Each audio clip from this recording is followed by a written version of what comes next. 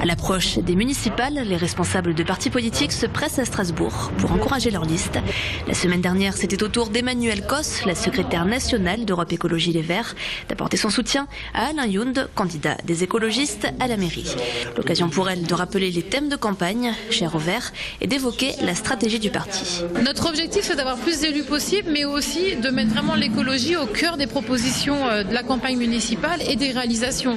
Donc évidemment, agir sur des sujets que nous trouvons essentiels. Dans des villes, y compris Strasbourg, qui est une ville qui sait prendre en compte, je pense, un peu plus qu'ailleurs, le poids de l'écologie, on a besoin d'une écologie présente dans les municipalités et qu'elle soit là, autonome, et que des écologistes portent leurs projets, sans être ambigus sur ce qu'ils feront au second tour.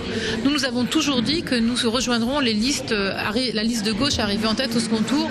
Donc il me semble aussi essentiel que les gens comme ça puissent se retrouver dans un premier tour puis dans un second.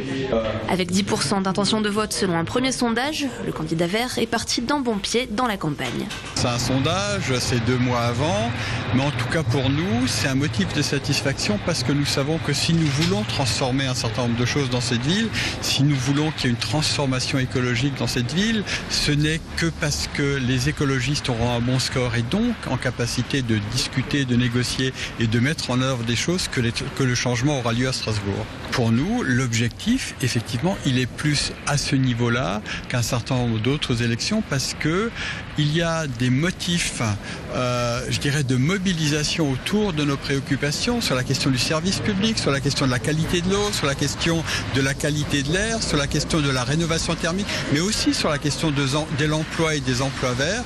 Et seuls les écologistes arriveront à faire cette transformation-là dans cette ville.